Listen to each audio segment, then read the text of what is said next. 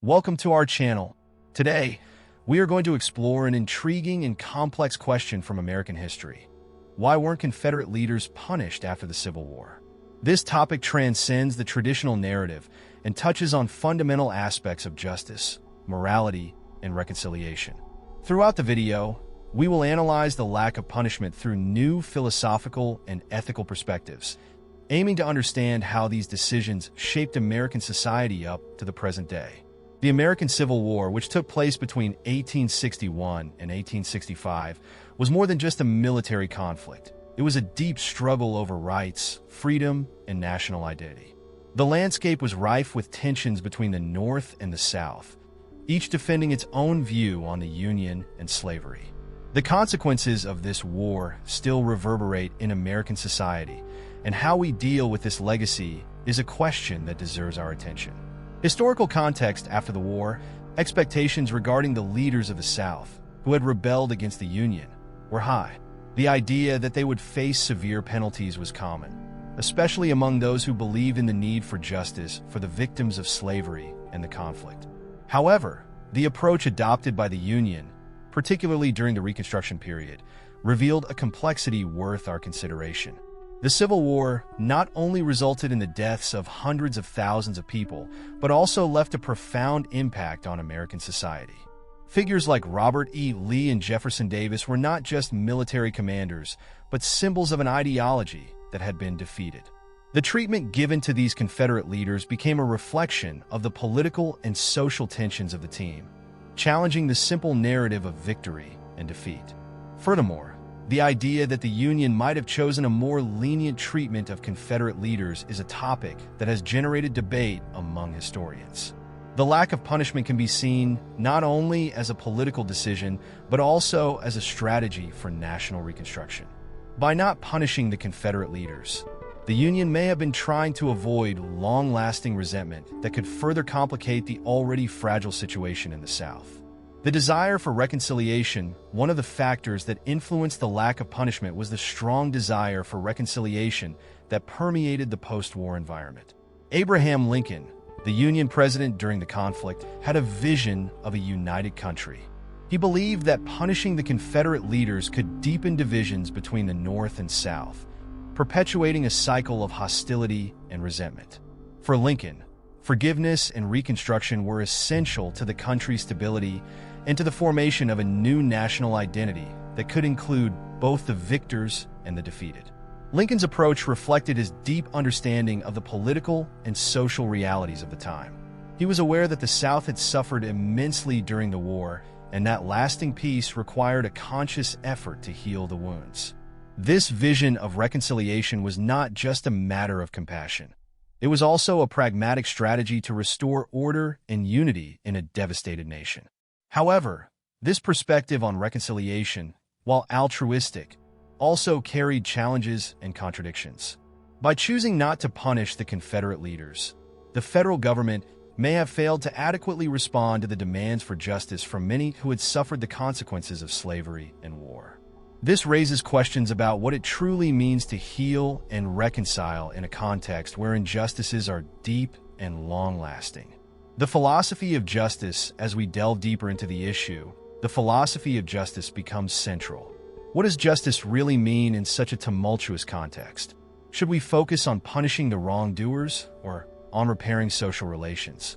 Philosophy offers several tools for analyzing this question.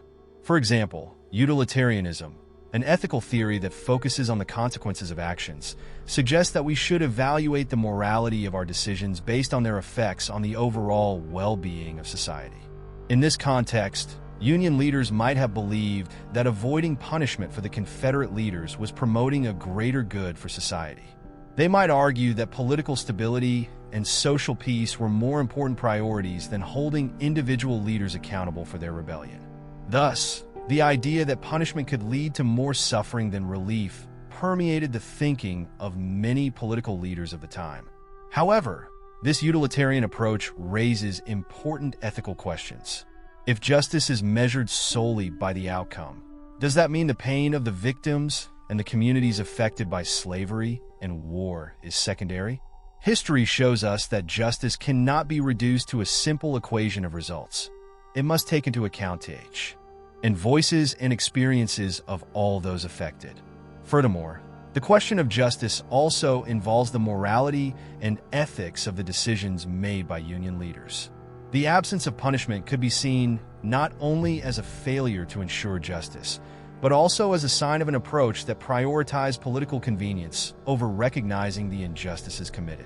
This dichotomy between the need to maintain peace and the need for justice remains a relevant dilemma in contemporary politics. Punitive versus restorative justice. It is essential to distinguish between punitive justice and restorative justice. The former focuses on punishing offenders, often harshly, while the latter seeks to repair harm and restore relationships between the parties involved. The lack of punishment for Confederate leaders can be seen as a way to avoid perpetuating a cycle of revenge and resentment, which could have arisen if there had been an excessive focus on penalizing those who had led the rebellion. Restorative justice emphasizes the importance of reparation and dialogue. This approach was a crucial strategy during Reconstruction, where the goal was to rebuild not only the physical infrastructure of the South, but also social and political relationships. The concept of restorative justice invites us to consider how we can heal the deep wounds left by the war, fostering an environment where forgiveness and reconciliation are possible.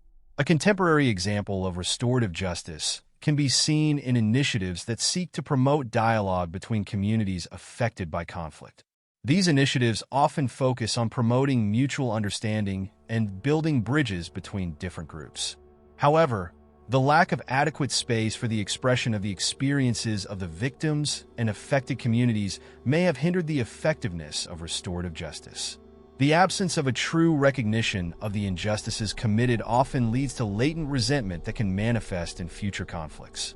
In addition, the concept of restorative justice also implies a commitment to truth and transparency. This means that for reconciliation to be genuine, it is essential that the stories and experiences of all parties involved are heard and respected. The struggle for justice and reparation cannot be achieved without a clear commitment to historical truth. Recognition theory, an interesting approach worth highlighting, is recognition theory, which emphasizes that true justice goes beyond mere punishment. This theory argues that recognizing the experiences and sufferings of victims is fundamental to achieving justice. By not punishing Confederate leaders, society may have failed to recognize the pain and trauma experienced by the millions of enslaved people and their families. This lack of recognition perpetuated a legacy of injustice that still echoes in today's racial and social issues. Recognition is an essential element for reconciliation. Without it, wounds remain open, and true peace becomes difficult to achieve. Contemporary social movements that seek justice and racial equality often echo this demand for recognition. They not only call for reparations for past injustices, but also insist on the need for a clear and unequivocal acknowledgement of the experiences and voices of the marginalized. A contemporary example of this struggle for recognition can be seen in the Black Lives Matter movement, which demands that society recognize and respond to police brutality and systemic racism.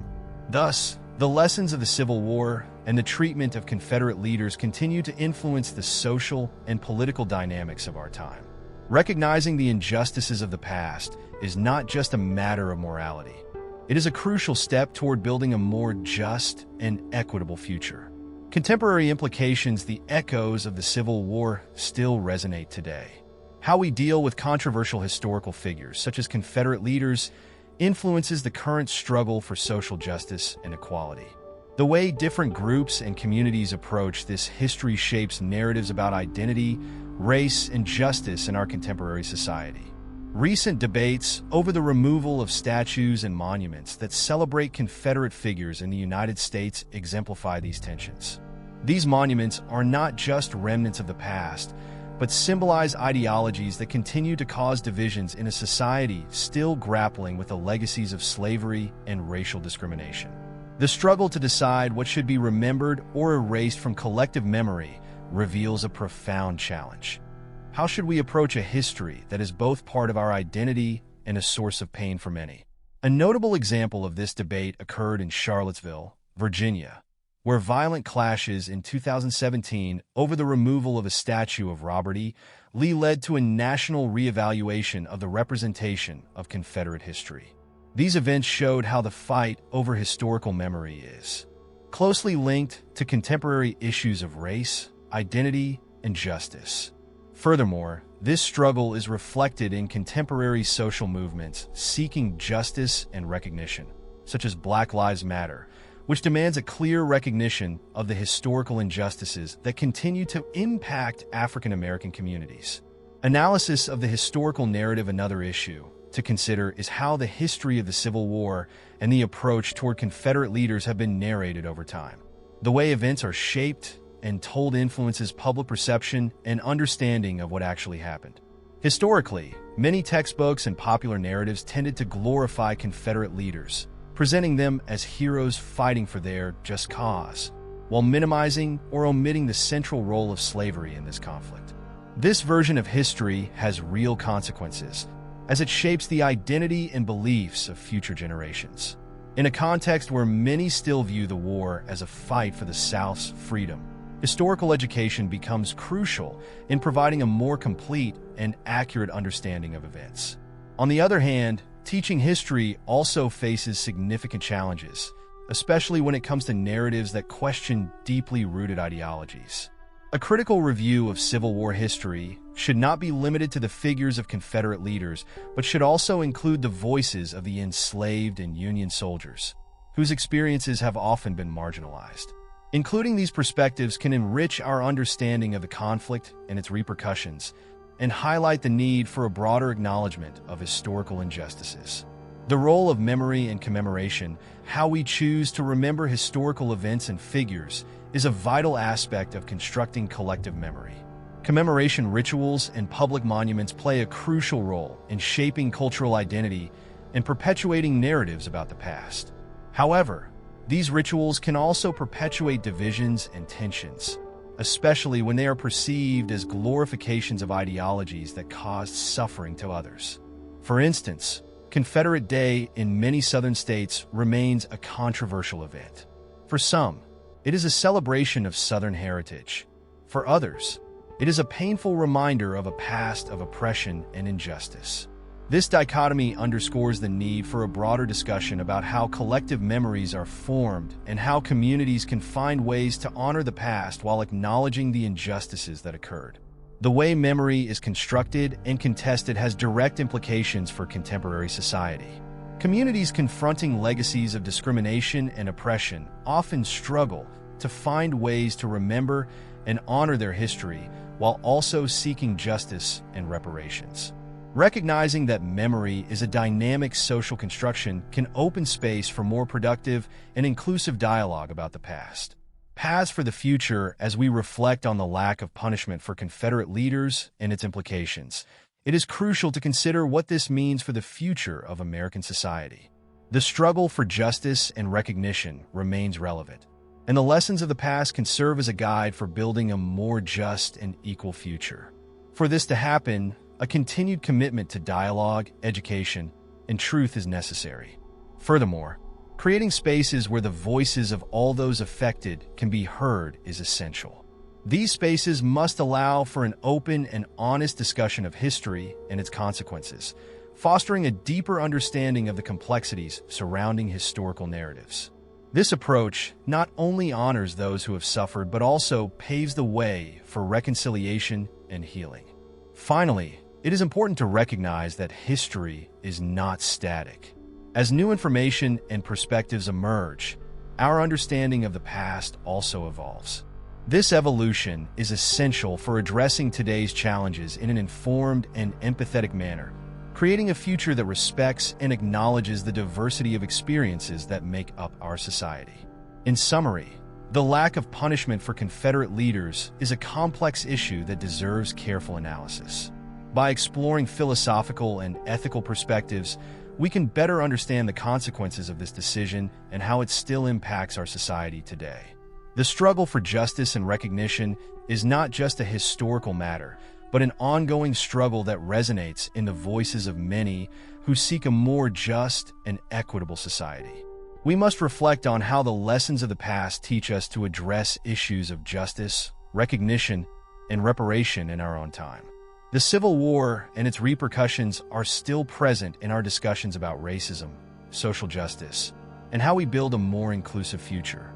Thank you for watching. If you enjoyed the video, don't forget to like and subscribe for more content like this. Let's continue this conversation and explore history and its implications in the contemporary world.